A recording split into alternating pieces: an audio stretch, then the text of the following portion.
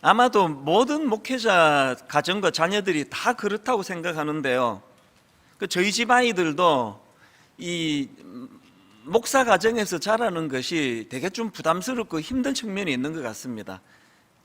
최근에도 제 딸이 이제 자기 엄마한테 장문의 편지를 보냈는데, 이제 그 아이 허락을 받고 이제 저한테도 토스해 줘서 그걸 제가 읽으면서 참 마음이 많이 아팠습니다. 이제 목사 딸로 살아가는 그 과정에서 본인이 견뎌내야 되고 억눌러야 되고 참아야 되고 또 많은 사람들의 시선을 견뎌내야 되는 그것들이 얼마나 큰 부담인가를 그렇게 자세하게 이제 필요한 글을 보면서 제가 참 마음이 아팠습니다. 그런가 하면은 제 막내 아들이 이 초등학교 2학년인가 3학년으로 기억을 하는데요. 저희 본가는 다 이제 미국에서 계시다 보니까 어머니와 또 우리 형제분들에게 이제 아이들 인사시키러 가끔 갈 때가 있었습니다. 한 초등학교 2학년 막내가 이제 그럴 때 이제 미국에 가서 자기 고모가 제 누나가 이제 이렇게 물었답니다. 너는 장래 희망이 뭐야? 그 어린애들한테 어른들 항상 묻지 않습니까? 그랬더니 이 녀석이 대답하기를 목사님 되는 거요, 그러더라는 겁니다. 보통 이제 믿는 가정은 뭐 그게 또 제일 좋은 답 아닙니까? 아이고 네가 그런 생각을 하는구나 그러면서 이제 뭐 칭찬을 하고 그랬겠죠. 그리고는 이제 한 2, 3년, 3, 4년 지나가지고 이 아이가 이제 초등학교 5학년인가 6학년인가 그쯤 됐을 때 다시 이제 미국을 방문했더니 저희 누나가 이제 그걸 기억하고 있는 겁니다. 그래서 이제 이 막내 아들 보고 너 예전에는 목사님 되는 게 꿈이라 그랬는데 지금은 꿈이 뭐야? 목사님 되는 게 계속 꿈이야? 그랬더니 얘가 하는 말이 아니요, 목사님 안 하기로 했다는 겁니다. 그래서 아니 왜 바뀌었어 꿈이? 그랬더니 얘가 하는 말이 정말 저를 마음 아프게 했습니다. 그 어린애가 뭐라고 얘기하는가 하니까 자기는 이제 목사님 안 합니다. 왜 안 하느냐? 아빠한테 누를 끼칠까 봐요. 이 초등학교 때예요. 이 어린애 머릿속에 이게 이제 혹시나 아빠한테 누를 끼치면 어떡하나 이런 생각이 얼마나 많았으면 자기도 아빠 뒤를 이어서 목사님이 됐다가 혹시나 우리 아빠한테 이게 누를 끼치면 어떡해. 참 고맙죠. 그 마음이 고맙기도 하면서 굉장히 마음이 그게 참 복잡했던 기억이. 그리고 나서 이제 이 아이가 갖고 있는 그 마음의 상처가 이제 하나 있는데요. 6학년 때로 기억을 합니다. 이제 이 주일학교 그 선생님 너무 좋은 분이에요. 이런 분을 본 적이 없습니다. 6학년 때 반 담임 선생님이셨는데요. 이 제자들이 이제 20대가 됐는데 지금도 가끔씩 불러서 밥 사주시고 어떨 때 용돈도 주시고 막 선물도 주시고 뭐 이런 정성을 다하시는 분이세요. 그렇게 이제 한 6학년 아이들에게 이제 이런 말씀을 하신 겁니다. 주일 분반 공부 시간에 하신 것 같아요. 뭐 몇 주 전부터 했겠죠. 오늘 저녁에 영화 보여줄게. 그래서 부모님들 허락을 받고 이제 몇 시에 만나자 뭐 그랬던 것 같아요. 제 기억이 지금 어렴풋한데요. 그래서 이제 얘가 이제 물었겠죠. 저녁에 이제 반 친구들하고 영화 보러 가기로 했는데 가도 되느냐고. 이런 지하에 안 된다 그랬죠.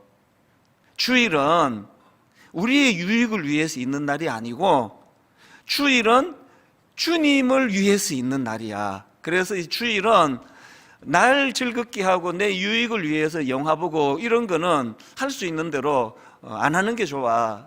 그러고 이제 그 허락을 안 했더니요, 이게 얘한테 엄청 상처가 된 겁니다.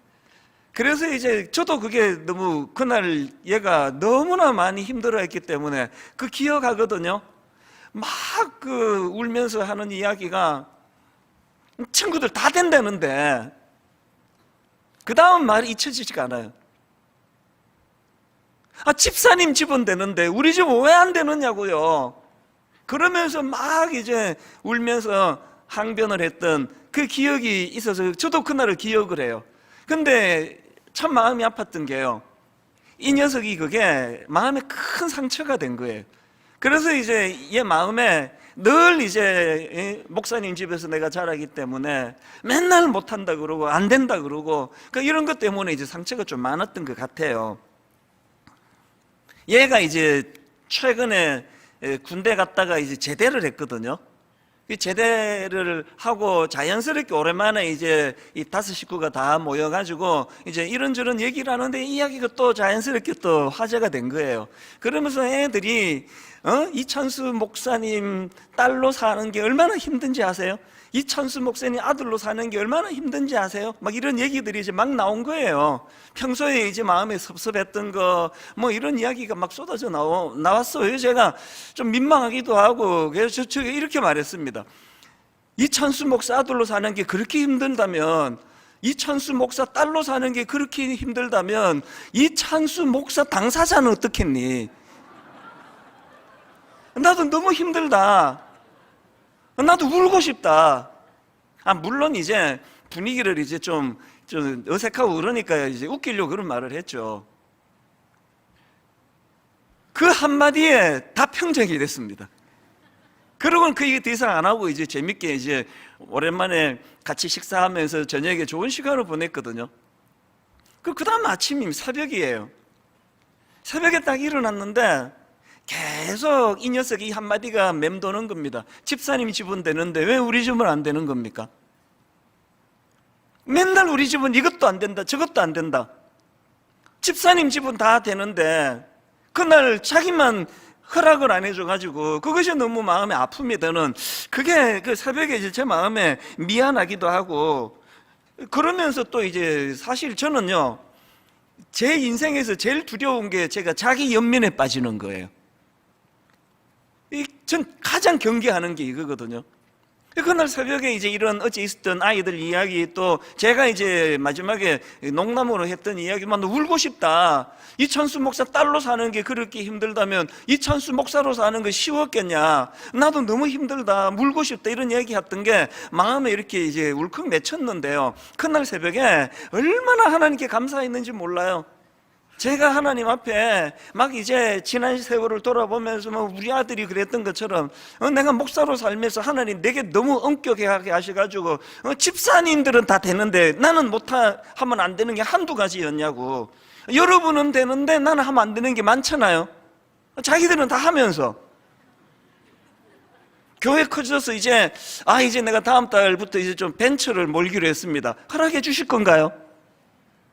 여러분은 되는데 나는 안 되는 게 너무 많은, 이게 막 하나님께 섭섭하고 화가 나고 이게 아니라 그날 새벽에 이게 너무 감사한 거예요. 지난 저의 인생을 되돌아보면서 이렇게 억제하고 누르며 살아야 되는 내 인생이 너무너무 감사해가지고 그 새벽이 너무 풍성했습니다. 왜 우리 아이들은 어릴 때 그렇게 억제해야 되고 규제받으며 사는, 목사 자녀로 사는 게 그게 상처가 됐는데 저는 이게 기쁨이 됐는지 아십니까? 그 우리 아이들 어릴 때와 저와의 결정적인 차이는요, 저는 그래야 되는 답을 갖고 있거든요. 왜 그래야 되는지를 알고 있거든요. 왜 그래야 되느냐고요? 하나님께서 너무나 저를 향한 기대치가 높으시기 때문에. 그건 성도님들도 마찬가지 아닙니까? 여러분이만 내가 행복하게 사는 게 배가 아파가지고 목사님 이것도 안 됩니다 저것도 안 됩니다 그러는 거 아니잖아요. 여러분은 저에게 그는 기대가 그만큼 크기 때문에 우리는 세상살이 하느라 그래도 우리 목사님은 좀 안 그랬으면 좋겠다. 좀 다르게 사는 사람 하나쯤은 있어야지. 그 하나쯤이 저 아닙니까? 그게 저에게 무한 영광인 거예요. 그리고 제가 그날 새벽에 너무너무 감사했던 건 시편 126편 5절, 이 말씀을 평소에도 가끔씩 되냅니다. 눈물을 흘리며 씨를 뿌리는 자는 기쁨으로 거두리로다. 제 인생의 구호예요. 지금 내가 억제하고 내가 참고 절제하고, 저는 다혈질 본능대로 두자면은요, 저하고 말싸움 해가지고 저 이길 사람 별로 없습니다. 그러나 무조건 사과하거든요. 무조건 내가 잘못했다고. 그게 목사여야 한다고. 예전에 막 저를 무슨 이념을 가지고 공격하고 할 때도 뭐라고 할 때 바로 사과해요. 왜 사과하는지 아십니까? 비급해서가 아니고요, 저를 따르는 청년들하고 그분들을 따르는 청년들이 싸울까 봐. 그래서 아무 반응도 하지 마라, 그건 내가 잘못한 것이다. 그렇게 억누르고 사는 이 모든 저의 삶이 기쁨으로 단을 거둘 그날이 있을 것에 대한 소망이 있기 때문에 울며 씨를 뿌리는 겁니다. 이제 이 녀석이 이제 제대하는 날 새벽에 나오더라고요. 일찍 가서 이제 데리고 올라오는데 얘가 하나를 물었어요. 자기가 아빠한테 부러운 게 하나 있대요. 아빠는 20대 때보다 30대가 더 행복하고 30대 때보다 40대가 더 행복하고 40대보다 50대가 더 기대가 된다 그러는데 그게 부럽대요. 아빠한테서 그게 부럽대. 그러면서 근데 그 사실이에요. 그 비결이 뭐냐 그러면서 그 제가 답을 안 하고 있으니까 그 진짜예요. 그러니까 그날 차 안에서 이렇게 말했습니다. 아빠가 이게 진짜다 아니다 내가 답하기 전에 너 이제 제대하고 아빠 60대를 지켜보면 알 거야. 아빠의 60대가 얼마나 풍성하고 얼마나 행복해지는지 너가 이제 보면 알 거야. 네가 답해라 나중에. 그 자신감을 가지고 답을 말해주면서 저는 이게 바로 눈물을 흘리며 씨를 뿌리는 자는 기쁨으로 거두리로다. 여러분, 예수 믿는 것 때문에 이것도 못하고 저것도 못하고 온 세상 사람들 다 자기 멋대로 사는데 우리는 그렇게 못 사는 그거 억울하세요? 아니에요.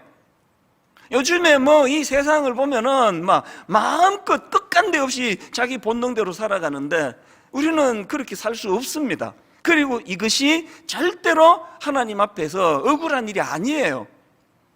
제가 왜 이렇게 말씀을 시작하는가 하면요, 오늘 본문에 아브라함 부부가 딱 이 케이스입니다. 그들은 지금 13년이라는 긴 영적 침체기를 겪고 있는 상황 아닙니까? 아마 그 부름받은 이후로 가장 절망적이고 가장 오래된 침체기였다고 해요. 13년이라는 게 보통 세월입니까? 이 긴 영적 침체기의 그 첫 출발이 어디서 시작한 겁니까? 그게 창세기 16장 2절입니다. 사레가 아브라함에게 이르되 여호와께서 내 출산을 허락하지 아니하셨으니 원하건대 내 여종에게 들어가라. 내가 혹 그로 말미암아 자녀를 얻을까 하노라 하매, 이것 때문에 그 아브라함과 사라가 하나님의 때를 기다리지 못하고 여종 하갈을 통해 첩을 삼아가지고 아들을 낳은 이것 때문에 그 깊은 영적 침체에 빠지게 된 거 아닙니까? 근데 제가요, 이거와 관련해서 이게 자료를 설교 준비하느라 자료를 보고 모으고 하다가 너무 흥미로운 거 하나 발견을 했습니다. 여러분, 우리 중고등학교 때 배웠죠? 함무라비 법전 아시잖아요?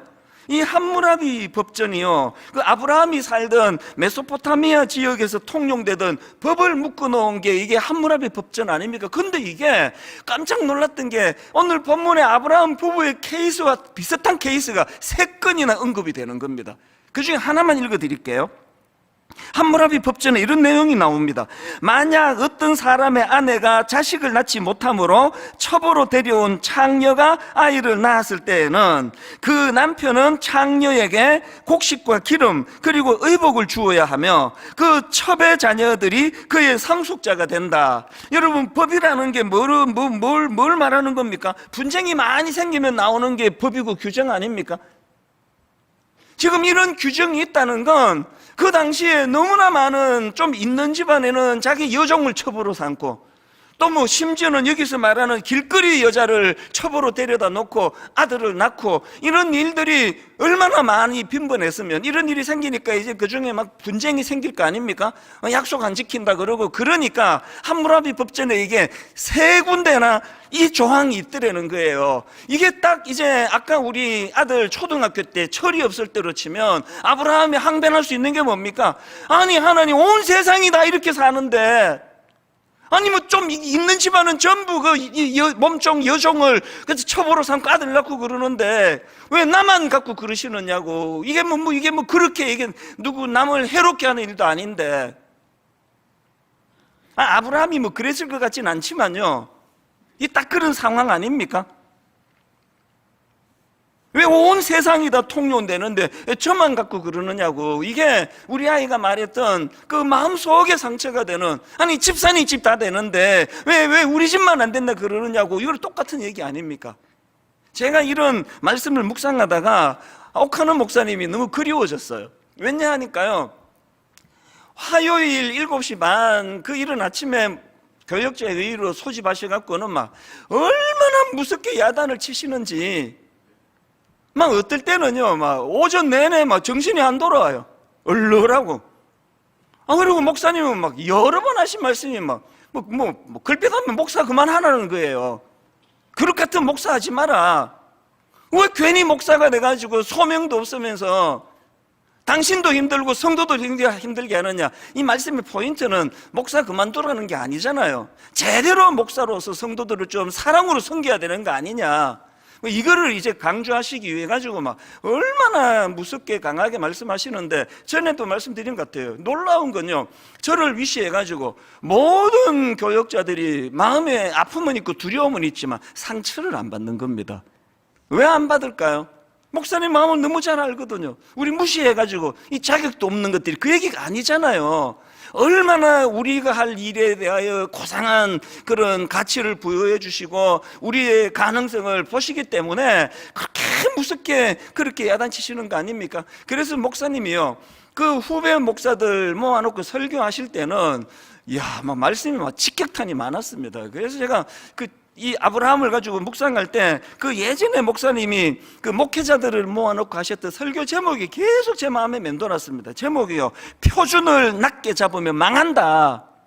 표준을 낮게 잡으면 망한다. 여러분, 이게 아브라함을 향하신 딱 하나님의 마음이라 생각해요.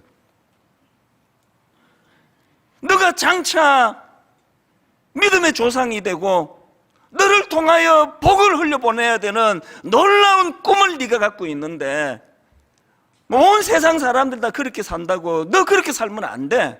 이게 하나님의 마음 아닙니까?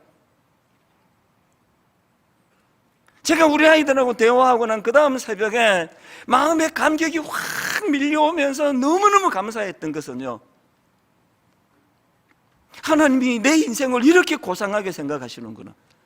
하나님이 저에게 이렇게 고상한 꿈을 주셨기 때문에 모든 세상 사람들 다 본능을 따라 산다 할지라도 나는 억눌러야 되고 참아야 되고 절제해야 되는, 이게 내게 너무 면류관처럼 생각이 되고, 더군다나 하나님 별로 그렇게 참고 절제한 것도 없지만 사실은 울며 씨를 뿌린 그 사람에게 기쁨으로 단을 거둘 소망을 주신 분이 하나님이시기 때문에 그 꿈을 가지고 견뎌내는 거거든요.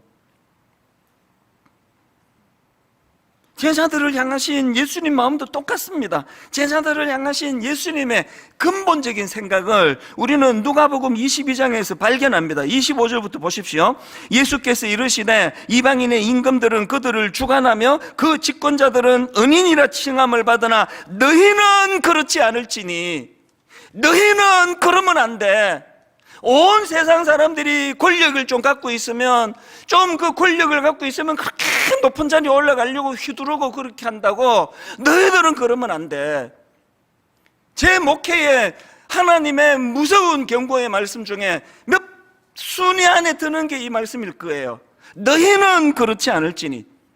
목사면 다 같은 목사지. 큰 교회 목사가 어디 있고 작은 교회 목사가 어디 있습니까? 저는 우리 교회 젊은 목사님들하고 부목사라는 말 잘 안 써요. 못 알아듣는 분들을 위하여 구분 지을 때 한 번씩 쓰지. 아니 목사면 다 목사지 무슨 정목사가 있고 부목사가 있습니까? 목사면 다 목사예요. 작은 교회 큰 교회 없습니다. 교회 크시면은 헌금 많이 나오고 그러면 그때부터 담임 목사 대우가 달라지고, 이런 본능이 꿈틀거릴 때마다 하나님이 경고하시는 거거든요. 너희는 그러지 않을지니. 오늘 우리가 갖고 있는 이 가치 기준이 너무나 세상에 발을 담고 살아가다 보니까 교회 안에서도 장로가 제일 높고 권사가 그 다음 높고 안수집사가 그 다음 높고, 이런 생각을 갖고 있는 교회, 이제는 그런 교회 없으리라고 믿고 싶습니다만, 그래가지고 그냥 장로가 못 돼가지고 안달복달하는 이런 코미디 같은 일이 제가 어릴 때는 있었습니다. 이럴 때마다 하나님이 교회를 향하여 너희는 그렇지 않을지니, 어떻게 담임 목사가 제일 높고 어떻게 장로가 제일 높고 그런 생각을 할 수 있느냐. 교회는 가장 낮아 보이는 그 사람이, 그래서 저는 우리 부목사님들 결정적으로 이제 보통은 일부러 화를 내거든요. 일부러 화내가지고 좀 화난 척 하면서 무섭게 하는 경우가 많은데, 진짜 화를 낸 적이 몇 번 있는데요. 유력한 장로님, 유력한 권사님 결혼식, 장례식일 때 부목사들 우르르르 가가지고 그냥 다 메우고 나서 한 번 내 불같이 화를 낸 적이 있습니다. 이게 교회의 모습이냐? 교회는 저 끄트머리에 있어서 언제 벼랑으로 떨어질지 모르는, 아무도 알아주는 사람이 없는 그분들을 위하여 목회하는 게 그게 목회자지. 맨날 그냥 교회에 유력한 사람은 쫓아다녀서 되겠느냐고 막, 이게 오래전의 이야기입니다. 불같이 화를 낸 적이 있습니다. 내가 그 모든 성도님들을 다 제대로 섬길 자신이 없으면 장로님들에 대하여 그렇게 안 하려고 애를 너무 써요. 그래서 장로님들께 미안하죠. 그땐 저는 20년 목회하면서 장로님 자녀가 유학 간다고 그 집에 찾아가가지고 기도해 준 적이 한 번도 없습니다. 모든 성도님들에게 그렇게 못하면 장로님 집에도 이 몇 명 장로님만 내가 섬기면 되겠냐는 생각이 뭐 강박증이죠. 너희는 그렇지 않을지니, 너희는 그렇지 않을지니. 여러분, 이런 정신을 가지고 아브라함이 뭐 억울합니다. 하물며 법전에도 나올 정도로 모든 세상 사람 다 그렇게 사는데 뭐 나만 갖고 그러시느냐고, 이렇게 항변하지 않았다고 저는 생각하지만, 이런 의미에서 저는 오늘 이 본문 말씀을 가지고요, 우리가 추구해야 될 두 가지, 이거를 정말 마음에 저도 새기고 여러분도 새기기 원합니다. 첫 번째 추구해야 될 게 뭐냐? 여러분, 예수 믿는 여러분, 보다 높은 목표를 설정하셔야 돼요. 보다 높은 목표. 여러분, 지난주 설교 기억하시잖아요. 하나님이 13년의 침체기를 겪고 있던, 암흑기를 겪고 있던 아브라함을 찾아주셔가지고 가장 먼저 선언한 것이 엘샤다이, 나는 전능하신 하나님이라, 이렇게 선언하시고는 그것을 전제로 해서 두 가지 명령을 내리시는데, 지난 시간에 한 가지를 살펴봤습니다. 그게 뭐였죠? 창세기 17장 1절 다시 보십시오. 아브라함이 99세 때에 여호와께서 아브라함에게 나타나서 그에게 이르시되 나는 전능한 하나님이라, 나는 전능한 하나님이라. 그 다음에 첫 번째 명령, 너는 내 앞에서 행하라. 이거 지난 시간에 살펴봤고요.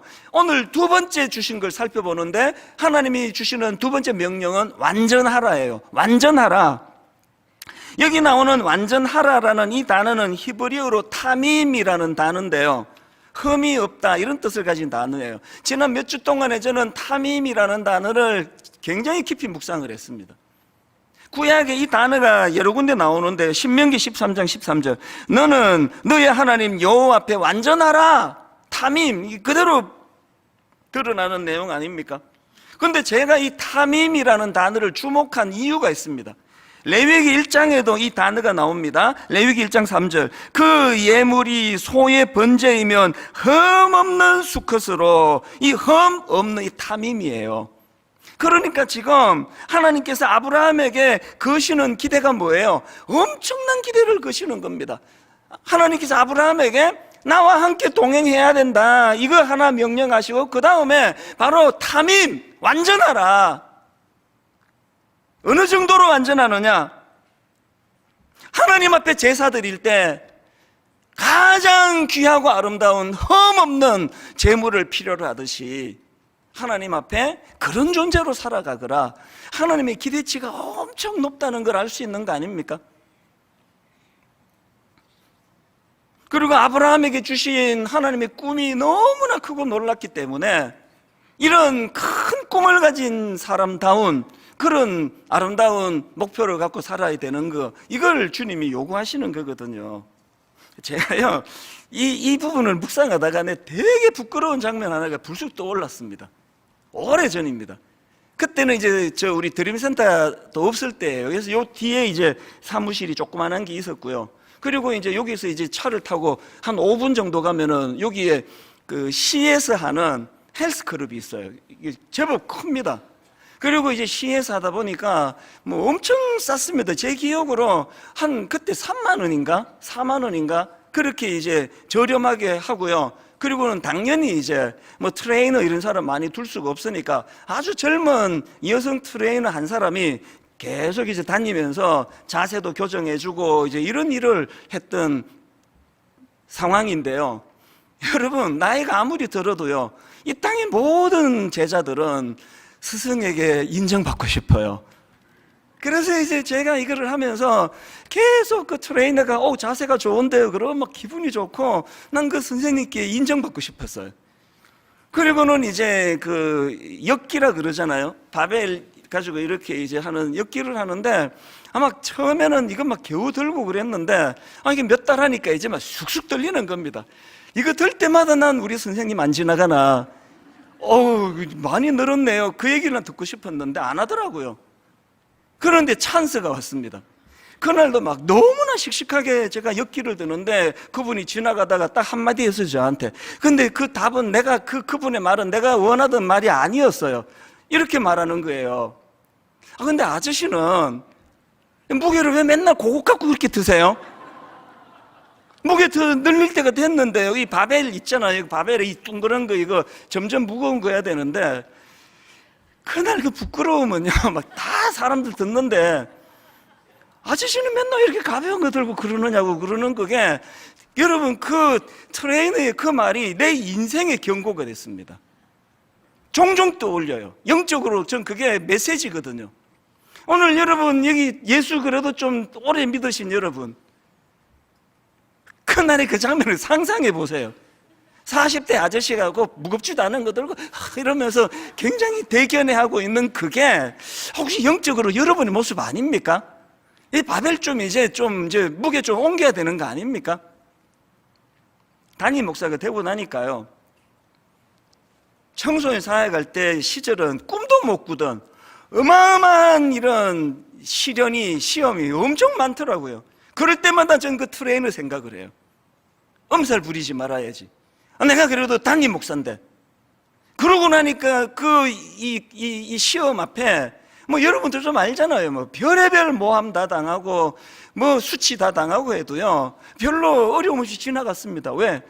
이제 하나님이 이 바벨 무게를 옮겨 주시나 보다. 여러분 우리 모두가 하나님 앞에서 이제는 그 초등학교 애가 그 집사님 집은 다 되는데 우리 집은 왜 안 되느냐고 하소연하는 그런 단계는 넘어서야 될 때 아닙니까? 그래서 여러분 정말 같이 꿈을 꾸시면 좋겠습니다. 여러분 우리 보다 높은 목표를 설정하자고요. 보다 높은 꿈을 꾸는 자들이 반드시 겪어야 되는 보다 높은 목표를 가지고 그렇게 달려가는데 그 보다 높은 목표가 고린도전서 11장 1절에 나옵니다. 사도 바울의 위대한 목표, 내가 그리스도를 본받는 자가 된 것 같이. 놀랍게도 사도 바울의 목표는 그리스도 닮기예요. 그럼 이찬수 목사 닮기 한 이틀만 하면 될 거예요. 성경의 인물 닮기 조금 힘은 더 들겠죠. 그런데 여러분 바벨의 무게를 달리해야 돼요. 내가 그리스도를 본받는 자가 된 것 같이 너희는 나를 본받는 자가 되라. 저는 이 구절을 갖고 막 휘두르고 싶지 않아요. 막 우리 부목사님들한테 너희는 나를 본받는 목사가 되라 한 번도 그런 말 해본 적 없고 생각해 본 적이 없습니다. 그러나 우리 새아이에게는 당당히 이렇게 말하기를 원해요. 너희 아빠가 부족하지만 그리스도를 본받으려고 애쓰는 사람인 거 알지? 너희는 그런 아빠를 닮았으면 좋겠어. 이런 고상한 목표를 가지고 달려가게 되시기 바랍니다. 두 번째로요, 추구해야 될 게 하나 더 있습니다. 이런 고상한 목표를 설정하되 두 번째, 하나님과 함께 그 목표 이루어 가기예요. 하나님과 함께 그 목표를 이루어 가자는 겁니다. 제가 흠모하는 인물 중에서 세례 요한 참 흠모하는데요. 누가복음 1장에 보니까 세례 요한의 부모님인 사가랴와 엘리사벳에 대해서 평가하는 게 나옵니다. 자, 한번 보십시오. 누가복음 1장 6절. 이 두 사람이 세례요한의 부모님입니다. 이 두 사람이 하나님 앞에 의인이니 주의 모든 계명과 규례대로 흠이 없이 행하더라. 여기 나오는 흠이 없이 신약이니까 헬라어인데요, 헬라어로 아멘프로이라는 단어인데 이게 구약의 히브리어 타밈을 번역한 단어예요. 아브라함 보고는 타밈, 완전하라를 명하셨는데 세례요한의 부모님에게는 이 사람은 그것을 이루고 있다, 그런 내용이니까 이게 굉장히 도전이 되잖아요. 노아도 마찬가지입니다. 창세기 6장 9절입니다. 이것이 노아의 족본이라 노아는 의인이요 당대의 완전한 자라. 이게 타밈이거든요. 아브라함 보고는 타밈을 이루어야 된다 명령을 하시는데 노아 보고는 타밈을 완전한 자로 이룬 사람이라는 그 이야기를 지금 기록하고 있는 거 아닙니까? 다윗도 마찬가지예요. 시편 18편 23절 또한 나는 그의 앞에 완전하여, 이 완전하여 이것도 타밈이에요. 타밈.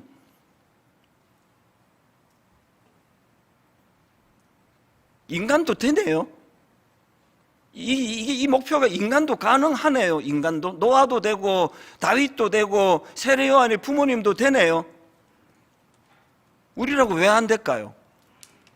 사실 저는 학교 다닐 때 막 전교 1등, 뭐 반에서 1등 이런 거 해본 적이 없습니다. 그러나 저는 또 공부 아주 못하진 않았어요. 비결이 있습니다. 여기 지금 우리 청소년이 와 있다면 전교 1등을 해본 적이 없는데 그래도 적당히라도 하고 싶은 사람 내 얘기 잘 들어야 됩니다. 저는 공부 잘한 사람 아니에요. 그러나 비결이 하나 있는데요, 전교 1등 또 전교권에 있는 애를 친구 만들려고 얼마나 노력을 했는지 모릅니다. 엄청 노력을 해요. 그러면서 내가 그 친구 볼 때마다 마음으로 속삭여. 이해가 되는데 내가 왜 안 돼? 나는 왜 안 돼? 자꾸 독백을 하는 거예요. 이게 좀 고상한 질투심, 건강한 질투심이라고 이제 그렇게 이름을 붙여보는데요, 목회하면서도 마찬가지예요. 목사님 설교를 들으면서 얼마나 질투심을 느끼는지 모릅니다. 아니 옥하는 목사님 저렇게 설교가 되는데 왜 나는 저렇게 왜 안 되라는 법이 어디 있냐고. 그 목표가 점점 높아져가지고, 여러분 그거 아세요? 오늘 본문을 묵상하면서 노아를 내 라이벌 삼기로 했습니다. 완전한 저 노아가 되는데 왜 나는 안 되느냐고. 왜 나라고 왜 못할 이유가 있냐고. 아니 세례요한의 부모도 되는데 우리 새아이의 부모 우리는 왜 안 되느냐고. 그래서 우리가 여러분 노아도 또 다윗도 세례요한도 우리 라이벌로 삼으려면요 분석해야 돼. 제가 공부 아주 못하지는 않은 이 비결이 있다고 그랬잖아요. 저는요 정말 공부 잘하는 애랑 친하려고 노력을 많이 한 사람이에요. 막 쇼도 여러 번 했어요. 이렇게 생일을 알아내고는요 막 남자끼리 그거 되게 이상해요. 서점 가가지고 막 얘 생일 이제 믿는 애들이니까 주로 막 거기다가 막 성구 적어가지고, 그리고는 우연히 마주치는 척하면, 이거 보통 남자들이 여자 꼬실 때 하는 거 아닙니까? 나는 전교권에 있는 애랑 친하려고 이런 몸부림을 쳤어요. 그리고는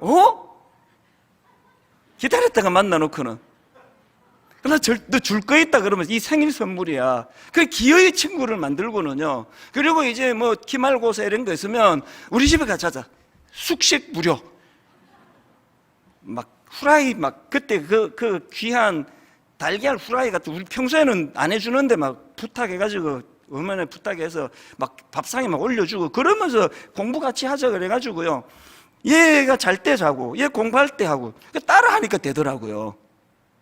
여러분 노아를 라이벌로 삼고 싶으세요? 노아를 분석해야 돼요. 여러분들이 다윗을 라이벌로 삼고 싶으면 어떻게 완전한 자가 됐는지 분석해야 돼요. 먼저 노아를 보세요. 창세기 6장 9절 다시 보십시오. 이것이 노아의 족본이라 노아는 의인이요 당대의 완전한 자라. 그 다음 보세요. 그는 하나님과 동행하였으며. 비결 아시겠죠? 내가 맨 땅에 헤딩해서 완전한 자 되는 게 아니에요. 전교권에 있는 애들을 보니까 하나님과 동행하는 거더라고요. 다윗도 마찬가지입니다. 앞에서 언급했던 시편 18편 23절 다시 보십시오.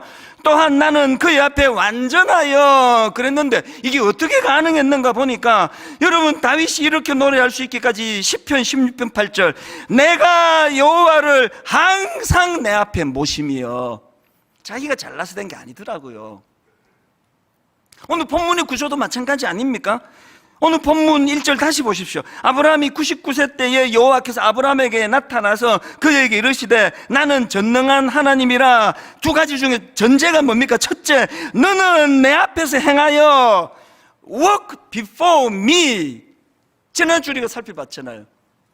완전하기를 원하느냐? 네가 노력하고 몸부림치는 것보다. 그래서 저는 불교를 믿지 않고 하나님을 믿게 된 게 저는 감사해요. 뭐 남의 종교 제가 뭐 평가할 마음은 없습니다. 그러나 저는 개인적으로 감사해요. 제가 스님이 되고 제가 도를 닦고 제가 수행을 해가지고 제 인격이 완전해지기를 원하는 그 방식을 택했다면은 이루어내지도 못할 뿐더러 엄두도 안 날 것 같아요. 그러나 얼마나 쉬워요. 주님과 동행하면 되는데, 그분을 보고 따라하면 되는데. 요즘에 제가 나이가 자꾸 들어서 그런 건지 자꾸 이렇게 울컥울컥할 때가 많아요. 눈물도 많아지고요, 막 길 가다가도 막 울컥하고 그러는데요. 이번 추석에 제가 또 그런 경험을 했어요. 설날에. 여러분, 그 설날 당일 새벽에 눈 엄청 왔거든요. 그때가 제 기억으로 한 4시 전후예요. 물 마시려고 이제 가다가 보니까 큼큼하긴 한데 막 눈을 들이퍼 앞이 안 보일 정도로 털이 퍼붓는 것 같아요. 그래서 제가 창문을 열었어요. 눈이 막 진짜 엄청 내리는데요, 너무 고요하니까요, 이게 눈 쌓이는 소리인가 어떤 소리가 들리는 거예요. 이게 시에 뭐 눈 쌓이는 소리 그러더니 진짜 이게 눈 쌓이는 소리가 나나? 그러고 봤더니 그게 아니에요. 저기 누군가가요 눈을 썰고 있었던 거예요. 다 잠든 그 시간에 아침에 그 길을 지나가다가 미끄러져 넘어질까 봐 어떤 분이 눈을 썰고 있었어요. 그거를 제가 안 보이니까요, 큼큼한데 소리가 이게 그거구나, 이게 눈물이 왈칵 쏟아지는 겁니다. 울컥하는 거예요. 그 새벽에 제가 29 예비 담임 목사님들에게 그 마음을 제가 문자로 보냈습니다. 이렇게 보냈습니다. 사람은 보이지 않는데 이따가 밝아지면 행인들 길 미끄러지지 않도록 눈을 썰고 있는 분의 미세한 소리. 지난 한 해 저와 여러분 29명이죠. 우리 모두가 힘든 과정을 거쳐야 했던 이유를 발견했습니다. 그래 내가 울컥한 거예요. 왜 내가 참아야 되느냐고요? 왜 절제해야 되느냐고요? 왜 돈 탐하면 안 되느냐고요? 왜 아내 말고는 다른 여자에게는 정말 견눌지리라도 하면 안 되는 이유를 제가 알아요. 목사는 아무도 없는 새벽에 눈 쓰는 사람이에요. 아침에 넘어질 성도 있을까 그 생각하면서 눈 쓰는 사람이에요. 그래서 실족하면 안 되는 거거든요.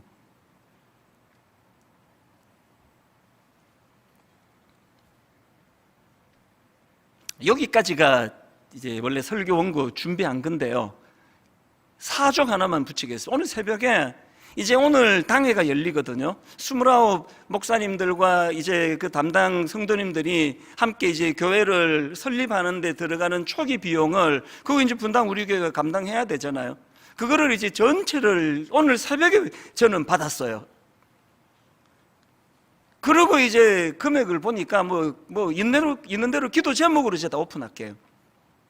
총 금액이 286억 청구가 됐습니다. 처음에보다도 이제 몇십억이 더 늘어났어요. 그래서 제가 이제 참 장로님들께 저는요 늘 죄송한 사람이에요. 막 계속 일 저지르니까 막 비전을 일합시고 계속 일 터트리니까, 그래서 이제 뭐 지난번에 말씀드렸지만요, 우리가 이 돈이 없습니다. 그리고 뭐 대형 교회가 뭐 돈 없어가지고 부끄럽지도 않아요. 그럼 잘 썼어요. 그리고 드림센터 저 빚 갚느라고요. 막 우리 주일학교는 뭐 완전 독립군 자식처럼 키웠습니다. 막 계속 허리 쫄라매고 막 긴축하고. 그리고 이제 저 2년 있다가 이제 사회에 환원해야 되니까 좀 활용할 수도 없고.